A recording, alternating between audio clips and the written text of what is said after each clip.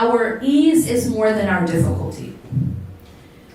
But if we shift our focus to only looking at that one hardship, it'll look the other way around.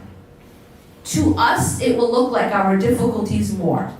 And that's all has to do with focus. There's another point about focus that I want to emphasize. And that is, you are what you eat. Right? Yeah. You are what you eat physically, right? Right? If you eat really unhealthy food, you're going to be really unhealthy. Okay, guys? All right.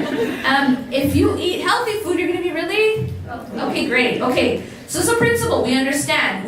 Our body is affected by what we intake, right? It's the same principle works spiritually. You are what you eat spiritually. What does that mean? Everything you read, everything you look at, everything you listen to, everything you talk about is all input. Spiritual input. Psychological input. All right? Realize that the body, the human being, is a system. And everything you put in, it has an effect. And so what we focus on in our lives has an impact on who we become internally. Does that make sense? What happens to our hearts? What happens to our minds? It's affected by what we're taking in every single day. The things that the people that we follow on social media, the things that we read, the concerns that we have, what we watch. Every single thing, every single one of these are pieces of data, input, that goes to the heart, that goes to the soul. So what does that look like practically? I'll just give you an example. Okay? A person who is only surrounded with material things, meaning everything on their social media is about material things. Everyone around them just cares about material things. Every conversation is about material things. Everything they read is about material things. Everything they talk about is material things. Everything they think about is material things. What do you think is going to be most important to that human being?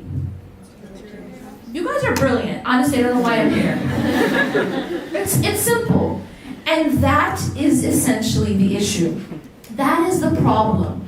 It's like, I don't want to be materialistic, say, yeah? But everything around me, everything that I read, let's just look at our newsfeed. Let's just look at our newsfeed, right? You know, this is what I tell people.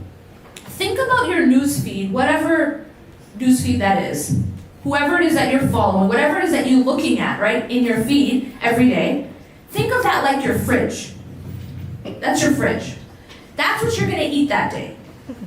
Okay? That's what you're going to eat that day. So whatever's on there, that's what you're taking in, isn't it?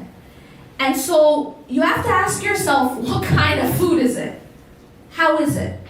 Is it healthy? Is it something that's good for your mental health and psychological and spiritual health?